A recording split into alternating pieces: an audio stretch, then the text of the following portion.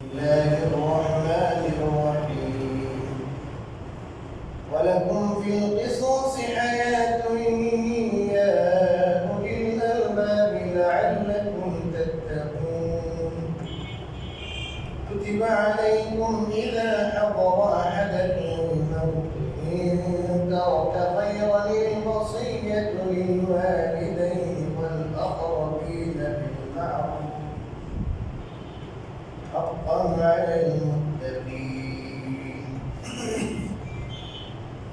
فمن بدله بعدما سمعه فإنما إثمه على الذين يبدلونه إن الله سميع عليم فمن خاف من موص جنفا أو إثما فأصلح بينهم فلا إثم عليه إن الله غفور رحيم.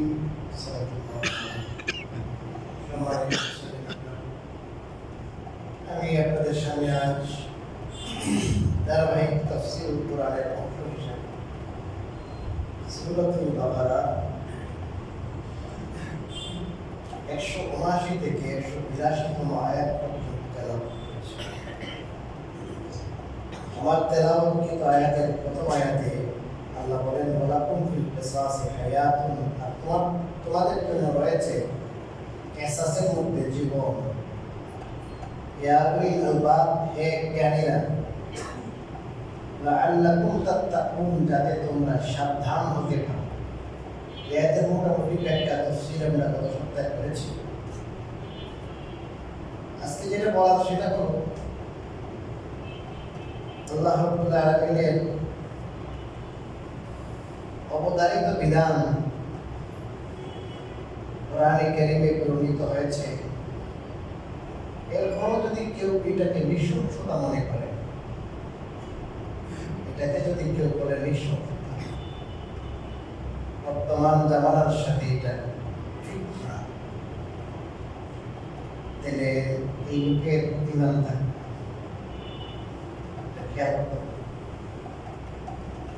এটা এই যে মানবাধিকার সংস্থান আসি করবে কি মৃত্যুদণ্ড কি করেন, বাতিল করেন। মৃত্যুদণ্ড কি চায়, বাতিল। এরা যে বাকির মতো গুলি করে মানুষ পারে,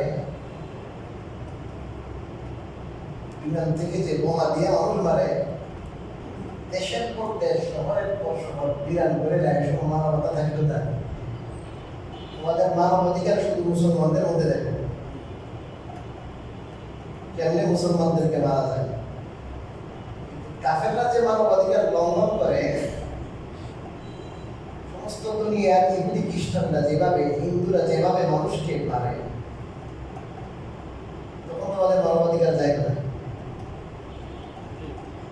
প্রথম বিশ্বযুদ্ধ, দ্বিতীয় বিশ্বযুদ্ধে কত কোটি মানুষকে মারল, কোটি কোটি মানুষ মারা হয়েছে। মুসলমানরা আছে মানবাধিকার শিখানোর জন্য। এই দেশে ইসলাম আছে, কোরআন আছে, কোরআনের ধারক বাহক ওলামায়ে কেরাম আছে।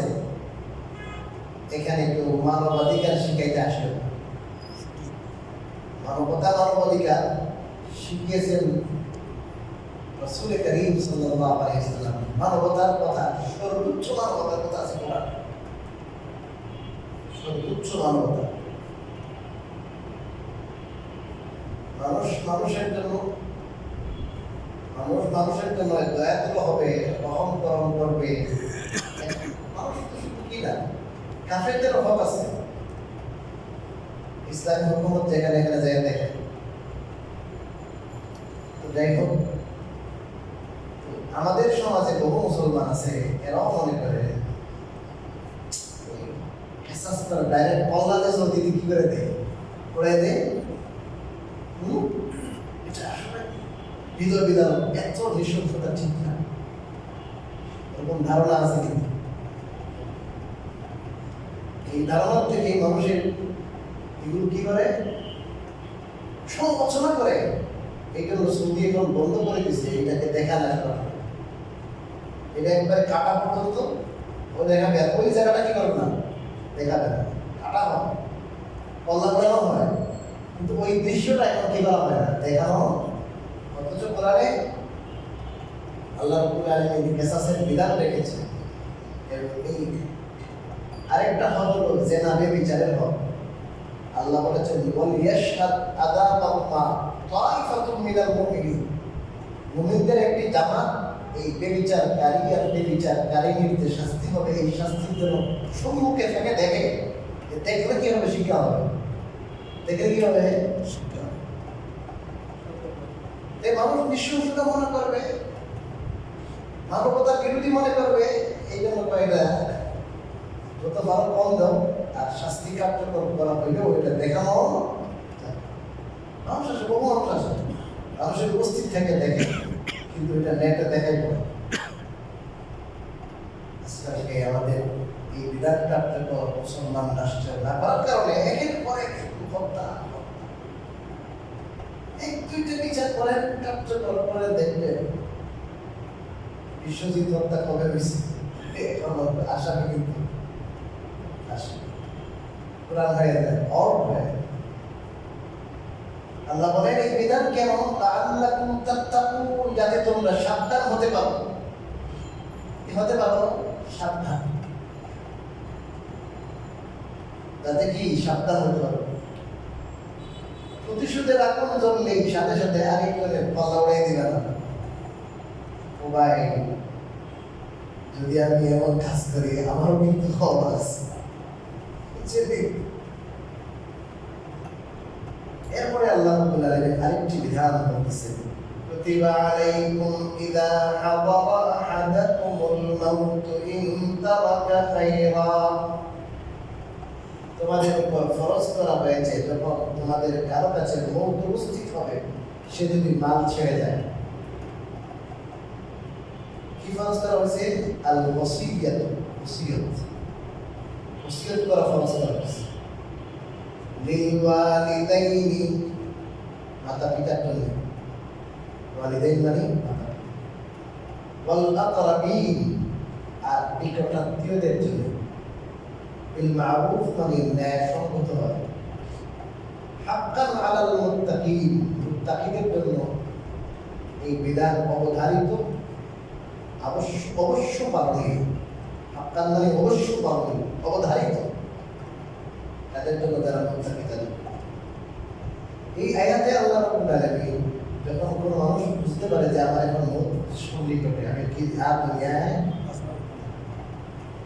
আসলে মানুষ তো স্বাভাবিক অবস্থায় যখন মরে তখন বুঝতে পারে যে আমি কি হয়ে যাবো, এখন সাকরাত বা মউতের আগে একটু অসুস্থ হয় না।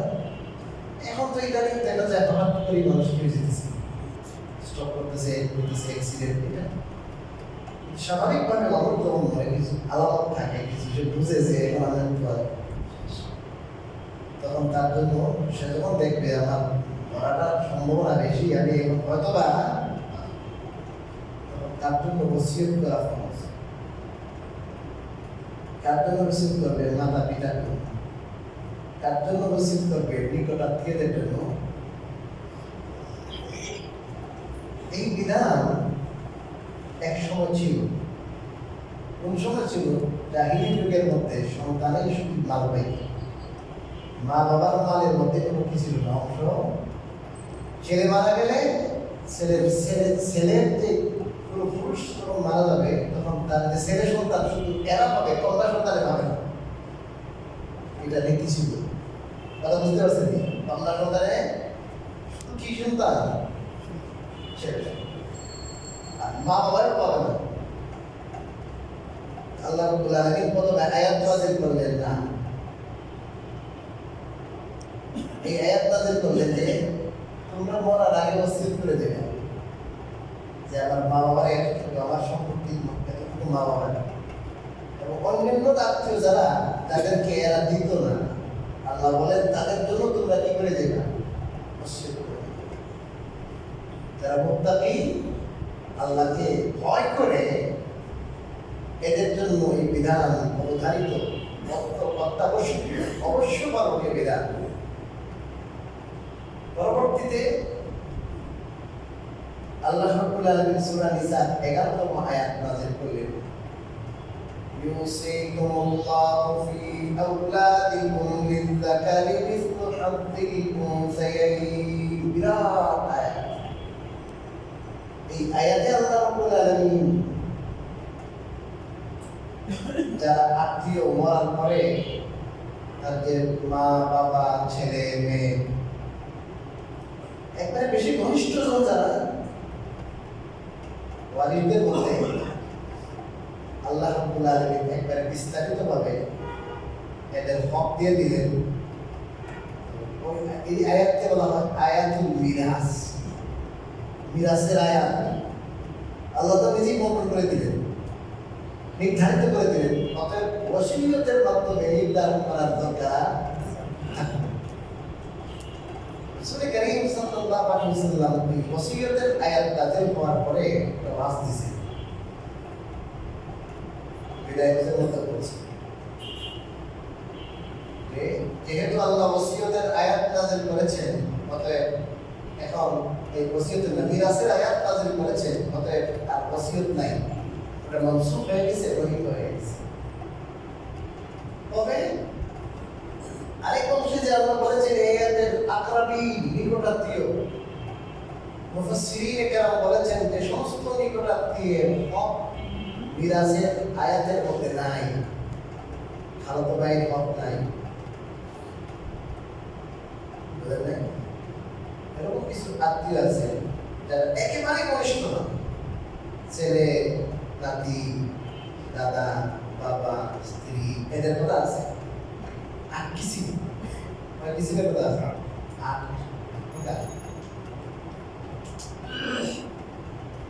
এরা ছেলে। আর 4 প্রকার আছে, এরা মেয়ে। কত প্রকার? এর বাইরেও কিছু কি আছে, আত্মীয়। এই সমস্ত আত্মীয় একেবারে ঘনিষ্ঠ না কিন্তু আত্মীয়, এদের ব্যাপারে ওসিয়ত করা মুস্তাহাব। কি মুস্তাহাব? এটা এখনো বলবৎ। যেহেতু ওসিয়তের কথা আসছে, এই জন্য আরেকটা মশালা বলে দিই। এই মিরাসের ব্যাপার ছাড়া অন্য যে কোনো ব্যাপারে ওসিয়ত করা, মনে করেন আপনার কাছে কেউ পাবে, এই কথা আপনি ওসিয়ত করেন। মিরাসের ব্যাপারে ওসিয়ত তো আছে, মিরাস আপনার মিরাস মনোনীত হবে, আল্লাহ যেটা দিয়েছেন এটা তো থাকবেই। এর বাইরে আপনি কি করবেন? ওসিয়ত করবেন আপনার অন্যান্য আত্মীয়দের জন্য, কোনো প্রতিষ্ঠানের জন্য, কোনো দিনী কাজের জন্য আপনি ওসিয়ত করতে পারেন। এর বাইরে অন্যান্য বিষয়ে ওসিয়ত করা, কারণ মানুষ জানে না কখন সে পড়বে, এই জন্য সে একটা কাগজের মধ্যে লিখে থাকে যে আমার এই টাকাটা, এখানে যে টাকাটা রাখা আছে এই টাকাটা কি করবো। অনেকে অনেক ধরনের টাকা সব একসাথে রেখে দেয়, হঠাৎ করে মারা গেছে, বউয়ে জানে না কি কার টাকা। আপনাকে গ্রাম দিয়েছে কি লেখে রাখবেন, এখানে স্টাপলার করে রাখবেন, এই টাকাটা জাকাতের, এই টাকাটা আমানতের, এই টাকাটা অমুককে দেওয়া। আর না হয় পরিমাণ লিখে রাখবেন খাতার মধ্যে, যে এই যাতে যে কোনো সময় আপনার মত হয়ে গেলে আপনার অসুবিধা খেয়াল করবেন। হাদিসের মধ্যে আসছে, এটা 3 হাদিসের 3 দিনও কেউ এরকম অবস্থান করবে না যে 3 দিন সে কি ছাড়া, ওসিয়ত ছাড়া সে ঘুমাইতেছে। আপনার যদি এমন জিনিস থাকে যে লেখার মতো জিনিস, তাহলে অবশ্যই আপনি এটা লিখে রাখবেন, 3 দিনের জন্য অতিক্রম না করে, কারণ যে কোনো সময় কি করতে হবে। 3 নম্বর আরেক মাসালা, ওসিয়ত করবেন আপনি ওয়ারিসের জন্য। ওসিয়ত করা যায় না, আপনার ছেলে ওয়ারিস, আপনার মেয়ে ওয়ারিস, আপনার দাদা ওয়ারিস, বাবা। অবশ্য বাবা যদি থাকেন দাদা ওয়ারিস না, ছেলে যদি থাকে নাতি নাতনি কি না ওয়ারিস, বিরাসত পাবে না, উত্তরাধিকার পাবে। এক কথা, যাদের হক আল্লাহ নির্ধারণ করে দিয়েছেন সূরা নিসা 11 নম্বর আয়াতে, আল্লাহ যেটা নির্ধারণ করে দিয়েছেন এদের জন্য और वसीयत की नहीं जायज पता नहीं कुछ জেনারেল কায়দা কোনো ক্ষেত্রে যদি একটা ছেলে বিকাল হলো একটা ছেলে বেশি দরকার ক্ষেত্র বিশেষে আর মাসালা আছে কিন্তু সাধারণ নিয়মে এর জন্য কোনো ওসিয়ত কি নেই জায়েজ এটা আল্লাহ যা যা দিয়েছে মেয়ের জন্য যেমন ছেলের জন্য যেমন সব আল্লাহ তারা বিস্তারিত বলে দিয়েছে কার মতো অঙ্ক লা ওসিয়াতা লিওয়ারিসি এই যে হাদিস ওয়ারিসের জন্য কোনো ওসিয়ত নাই। এখন দূরাত্মীয় যারা আছেন আপনার খালা দাদা যারা আছেন এদের জন্য ওসিয়ত, মাদ্রাসার জন্য ওসিয়ত, আপনার কোনো আত্মীয়ের জন্য ওসিয়ত, পুণ্যার্থী এতিমের জন্য বিধবার ওসিয়ত ওসিয়ত করতে পারবেন। কতটুকু করবেন এটা আছে হাদিসের মধ্যে আসছে আপনার মান এর 3 ভাগের 1 ভাগের মধ্যে ওসিয়ত করতে হবে। এখন দেখা যায় ছেলেমেয়েরা বেশি আপনার সাপোর্ট করে নাই, এদের সাথে দরবার এদের সাথে দ্বন্দ্ব হয়েছে, এই জন্য সে চায় না আমার মাল আমার ছেলেরা কি করবে। আছে না নাই?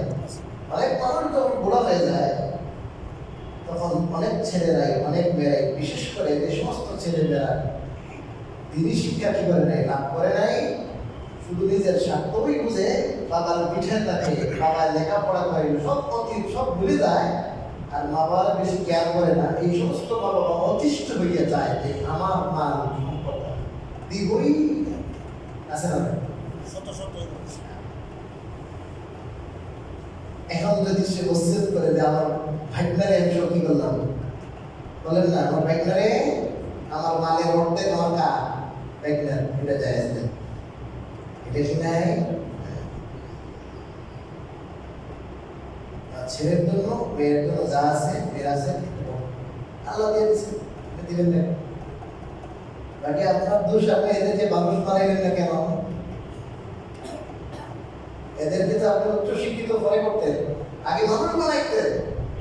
আর ওই শিক্ষা মানুষ হয় না, মনুষ্যত্বের শিক্ষা হলো কোরআনের শিক্ষা, মনুষ্যত্বের শিক্ষা হলো হাদিসের শিক্ষা, দিন শিক্ষা। আপনি দিন শিক্ষা দিতেন সে কাজ করতে হবে। এটা আপনি বলেন কেন যে আপনার দোষ? হ্যাঁ, কাউকে আল্লাহ ভালো মানুষকে পরীক্ষা করতে পারে, হতে পারে। অনেক ভালো মানুষ আছে চেষ্টা করছে, চেষ্টা করছে ছেলের মন করে দিতে পারে, কি করতে পারে? আমি তো কি করছি আরেকদিন তোমাকে হিসেবে চেষ্টা করবো ছেলে মেয়ে মানুষ হয় কেন, ছেলে মেয়ে মানুষ হয় না কেন। মা বাবার কিছু অপরাধ এমন আছে যে অপরাধের কারণে ছেলে মেয়ে মা বাবা কি শুনে না, কথা শুনে না। কথা শুনে না কেন? সমস্ত মানুষের শোনা দরকার। এই জন্য ওইটা শুক্রবারে কি করবো ইনশাআল্লাহ আল্লাহ তো অনেক কিন্তু এখন বর্তমানে কি আসতে হচ্ছে সব বেশি যায়, কিন্তু ছেলে কি শুনে না, কথা শুনে না। এরকম যদি অবাধ্য হয়ে যায় তখন কি করবেন আপনি? 3 ভাগের 1 ভাগের মধ্যে আপনি ওসিয়ত করতে হবে। কয় ভাগে? 3 ভাগের 1 ভাগে। আরেকটা কাজ করতে পারেন আপনি, আপনার জীবন দশায় আপনি দেখবেন যে ছেলে মেয়েগুলো ভালো না, কি করবেন আপনি? তাদের জন্য কিছু রেখে, যতটা রাখলে তারা চলতে পারে, কিছু রেখে আপনি দান চলতে পেরে যাবেন। আপনি মসজিদে দেন, মাদ্রাসায় দেন, আপনি এমন কাজ করেন যে কাজ করলে পরে আপনি বড় হলে পরে আপনার সম্পদটা কষ্ট অর্জিত সম্পদ না কষ্ট করেছে, এই সম্পদের জন্য আপনি নিজের জন্য রেখে দেন। এক কথা বলবো, আমি এই সম্পদ নিজে লইয়ে রাখতাম, যেহেতু এটা থুয়ে গেলে এই ছেলে মেয়ে ভালো না, এই ছেলে মেয়ে এটার ভালো ব্যবহার করবে না, এটাকে দিন মতে খরচ করবে না, এই জন্য এই সম্পদ লইয়া যান। কেমনে লইয়া যাবেন? যে কেউ তার সম্পদ লইয়া যায় না। হাদিস শরীফে রাসূল কারীম সাল্লাল্লাহু আলাইহি ওয়াসাল্লাম বলেছেন, ইয়াতবাউল মাইয়িতা সালাসাতুন, একজন মানুষ যখন মরে মানুষের পিছনে পিছনে তার 3টা জিনিস যায়। এটা বুখারীর হাদিস। আহলুহু ওয়া মালুহু ওয়া আমালুহু। আহলুহু তার স্ত্রী সন্তানাদি যারা পরিবারের লোক, পরিবার। 2 নম্বর হলো তার পিছে মাল যায়। আগের জমানায় গোলাম নাম দিছিল মাল, এরা যায় আমার করে যায়, তখন করে এসে পড়ে। 3 নম্বর জিনিস আমালুহু, তার আমল। এই তিন জিনিস সাথে যায়। রাসূল বলেন ফায়ারজিউ ইসলামি ওয়া ইয়াবকা ওয়াহিদু, দুই জিনিস ব্যাক করে, একটা হলো তার পরিবার ব্যাক করে, একটা হলো তার মাল ওটাও ব্যাক করে, আর তার সন্তান তার আমল থেকে যায়। আমল কি ওয়াইয়াবকা আমলু, আমল থেকে যায়, আমল থেকে ডানে বামে পিছনে সব দিক থেকে কি করে সাপোর্ট। তাহলে আপনার সম্পত্তি তো আপনি নিয়ে যাওয়ার কোনো ওয়ে নাই। আল্লাহ রাসূল বলেন মাল কি হয়ে যায় ব্যাক করে। একটা সুরত আছে, এই সুরতে আপনি মালও নিয়ে যেতে পারবেন। সুরতটা হলো এই মালটা অক্ষ করে দেন মাদ্রাসার জন্য, মসজিদের জন্য, এতিমখানার জন্য। আমি তো কত চাইতেছি যে এতিমখানার জন্য একটা ভিভিআইপি টাইপের ব্যবস্থা করুন। এতিমদের দুর্দশা দেখে আমার মনে কষ্ট। এতিমদের কুর্সি রাখা এতিমখানা হয়ে এদের লালন পালনের সুন্দর একটা কি করবো ব্যবস্থা করবো। মা বাবা আদর আপ্যায়ন করা যাবে না, কিন্তু কিছুটা হলো মানবীয় ক্ষমতার ভিতরে যতটুকু আছে তাদেরকে সাপোর্ট দেওয়া, যে দুনিয়া তার ছায়া নেই এটা যেন সে না বুঝে। এই তার শিক্ষার ব্যবস্থা, খাওয়া দাওয়ার ব্যবস্থা, বিয়ে শাদীর ব্যবস্থা সব এস্টাবলিশ করে দেওয়া। জায়গার অভাব আছে, জায়গার অভাব নাই, কিন্তু এটা যদি বলি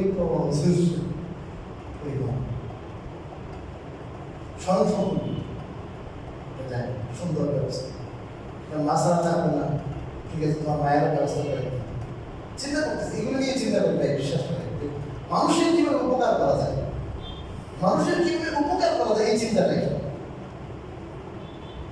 নিজের পেটের চিন্তা কি, আপনি মানুষের উপকারের চিন্তা করবেন, আপনার পেটের চিন্তা আল্লাহ করবেন। তারা বলছেন পরোপকারী মানুষ যারা এদের সহায়তা কে করে আল্লাহ করে। আপনার পিছনে মানুষ লেগে থাকবে আপনার খেয়াল করার জন্য, আপনি কত খেয়ে দেবেন? হ্যাঁ, আপনার পেট কি এক হাত লম্বা নাকি? খেয়ে কত আপনি? এই জন্য বলবো যাদের সন্তানাদি বেশি ভালো আল্লাহ মাফ করে, আপনার সম্পদের সুষ্ঠু ব্যবহার করেন। বুদ্ধিমান যদি হয়ে থাকে এই সম্পদকে কাজে লাগান দিনের পথে। এখানে মসজিদ হবে, মাদ্রাসা হবে, সিনেমা হল হবে না, এতিমখানা হবে, ভালো কাজে বের করেন, তাহলে আপনি মরার ভালো ভোগ করবেন। এই সন্তানেরও লাভ হবে, কারণ আপনি যখন কি হবেন অনেক উঁচু স্তরে যাবেন, তখন এই সন্তানেরও লাভ আছে। আজকে বয়ান করার সময় চলে যাবে। আপনি যদি জান্নাতের উঁচু স্তরে যান, এই যারা ছেলেগুলো রেখে গেছেন না, এরাও যেদিন জান্নাতে যাবে মাফটা করে, এরপরে এরাও কিন্তু আপনার স্তরে কি হয়ে যাবে, পৌঁছে যাবে। কথা বোঝেন না? আপনার যদি ইমান আমল, আপনার ইমান আমলের জুড়ে আপনি যে জায়গায় গেছেন, আপনার ছেলে ওই জায়গায় যেতে পারে না। আপনার খাতিরে ওরও যদি ইমান থাকে, আমলও থাকে, কিন্তু জোরও তো বেশি না, তাহলে আল্লাহ আপনার ইমান, আপনার আমলের জুড়ে, আপনার সম্মানের খাতিরে আপনাকে কুরমা খাওয়াইলো, বিরিয়ানি খাওয়াইলো, কাচ্চি খাওয়াইতেছে, আপনি বলি আমার ছেলেটারে, আমার ছেলেটারে দিতে হবে না? কথা বলেন না কেন? ওই বলি যে আল্লাহ আপনার এত বড় জান্নাত দিলেন, জান্নাতের মর্যাদা দিলেন, এবং আপনার বলে আমার ছেলেটা যতই হোক না কেন আমার তো ছেলে, আল্লাহ যেন জান্নাতে গেলে আফসোস যেন কেউ না করে, টেনশন যেন না করে, তার মনের মধ্যে যেন তার ছেলের প্রতি আবেগটা থেকে না যায়। এই জন্য তার ছেলে যদি ইমান আল্লাহ হয়, আমল বলা হয়, দুই শব্দ কিন্তু লাগবে, ইমান লাগবে, আমল লাগবে, কিন্তু ইমান আমলের স্তর অত বেশি উপরে নয়। তাহলে আল্লাহ কোরআনে বলেছেন এই কথা যে আল্লাহ তাকে তার মা বাবার ইমান আমলের জুড়ে, মা বাবার যে আসন, সেই আসনে ছেলেকে মেয়েকেও আশীর্বাদ করবে। তাহলে আপনি যদি আপনার সম্পত্তিটাকে আল্লাহর রাস্তায় খরচ করেন, দান করেন, তাহলে ওই ছেলে মেয়ের যদিও দেখা যায় দুনিয়া একটু কি হচ্ছে, ওইটা একটু সামান্য ক্ষতি, কিন্তু তার চিরস্থায়ী কি হবে। আর তাকে যদি আপনি রেখে চলে যান, দান করেন না, সৎকার করেন না, ফেরাও হবে ছেলে, আপনিও আপনার গুনার বাকি হবেন। আপনি অপাত্রে মানুষ রেখে গেলেন কেন? অনেক মানুষকে মানে ফেরাউন বানায়, অহংকারী বানায়, গেবেটিওয়ালা বানায়, আছে না নাই? পয়সা পাইলে আর কি নাই, নামাজের দাঁড়ায় না, আছে না নাই? সময় তো নাই, কি একটা ঘটনা মনে করছে, এই ঘটনায় 5 মিনিট চলে যাবে। আচ্ছা আচ্ছা, অনেক মাসা ভাই, আপনার বললে তো হবে না, আমার তো অনেক দূরে যেতে। আচ্ছা, তো আরেকটা মাসালা,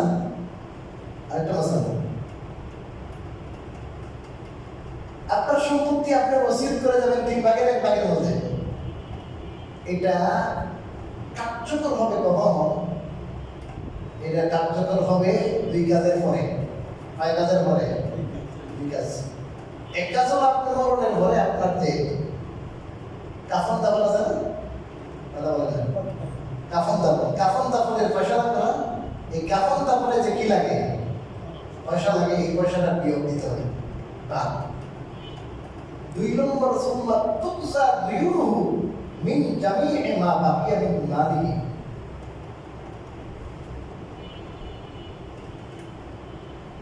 আপনার ঋণ আছে না, ঋণ বিভিন্ন জায়গায় ঋণ আছে, ফুল ঋণটা পে করতে হবে। ঋণ শেষ, কাফন দাফনও কি শেষ। এখন যে সম্পত্তি আছে, এখন কি আছে, যে সম্পত্তি আছে ওই সম্পত্তি 3 ভাগে 1 ভাগের মধ্যে ওসিয়ত কার্যকর হবে। আর কথা কি দেখেন, বুঝছেন? সমস্ত মাল থেকে 3 ভাগের 1 ভাগ না। যদি মাইয়েতে কোন কি থাকে, ঋণ থাকে, ঋণটা কি দিতে হবে? এখন ঋণে যদি আধা মালই শেষ, ঋণে 3 ভাগের 2 ভাগই শেষ হয়ে যাবে। এরপরে হলো আপনার এই 3 ভাগের 1 ভাগ হবে কি হবে বলেন, মিরাজ না, ওসিয়ত। আর 2 ভাগ থাকবে কি, মিরাজ। কথা কি ক্লিয়ার হচ্ছে? ওসিয়ত করে যাব। দুনিয়ার জীবদ্দশায় যখন আপনি সুস্থ থাকেন তখন মালের সুষ্ঠু ব্যবহার করবেন। কার কাছে কতটুকু মাল রেখে যাবে এটা চিন্তা করবেন। আল্লাহ রাস্তায় দান করবেন, ওটা হলো নিজের জন্য, ওটা নিজে চিরদিন ভোগ করবেন, ওইটা। আচ্ছা,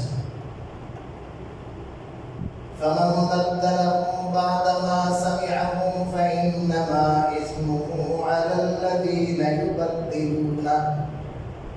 আল্লাহ বলেন এই ওসিয়তের কথা শোনার পরে যে এটার মধ্যে পরিবর্তন করবে।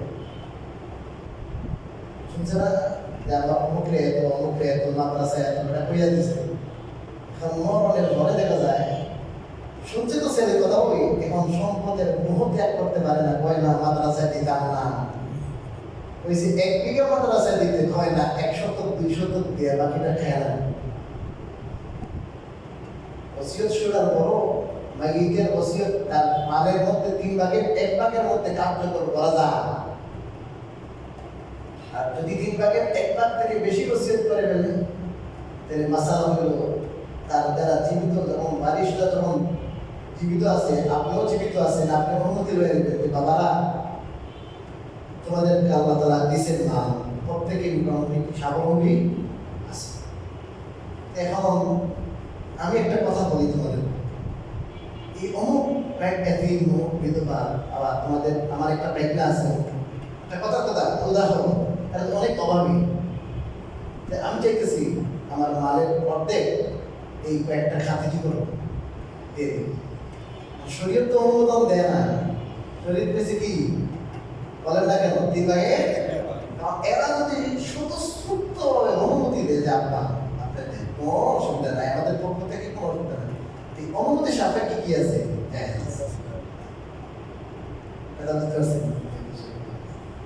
এখন আবার ওসিয়ত করছে, বেশিরভাগ ক্ষেত্রে দেখা যায় ওসিয়ত করছে বাবা, পরে সন্তানরা কি রাখে না, ওসিয়তটা পাত্তা দেয় না, রাখে না, এরকম বহু প্রমাণ আছে।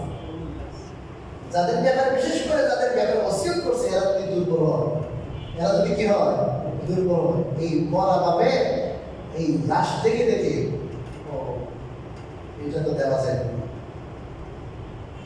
চিন্তা করে না যে আল্লাহ আমার বাবা পেয়ে গেছে, বাবার নির্দেশ, বাবার আখির কি ওসিয়ত, এটুকু কি করে না, রক্ষা করে না, দুনিয়ার লোকে ঠিক নেই।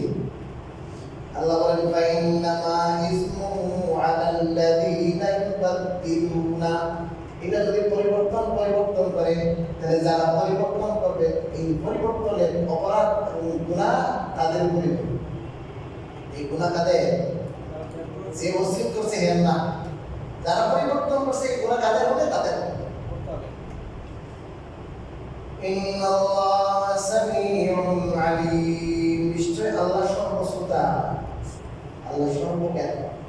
মানে আল্লাহ জানেন, আল্লাহ শুনছেন। এই যে বেটা ওসিয়ত করছে, এটা আল্লাহ জানা যায় না, শুনে নেই, আল্লাহ শুনতেছেন। আর এরা যে 2 নম্বরই করে চেঞ্জ করতেছে, ওসিয়ত পুরা করে না, আল্লাহ তাআলা এটাও জানেন।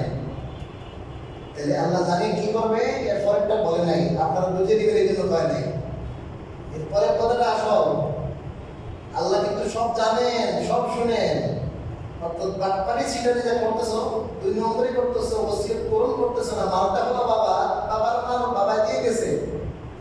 আমার পক্ষ থেকে অনুমোদন আছে 3 ভাগের 1 ভাগের মতো পরিবর্তন করলা। এটা যদিও অনেকে জানতেছে না, বুঝতেছে না, আমি কিন্তু সব শুনিও, বুঝিও, জানিও।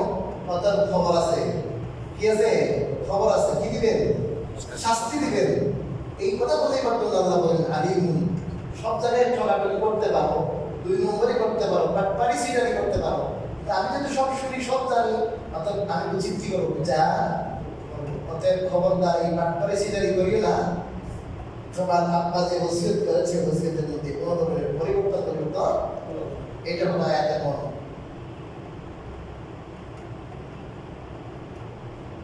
ফামান খাফা মিন মুসিন জানাফান আও ইসমা। তখন যদি কোনো ওসিয়তকারীর পক্ষ থেকে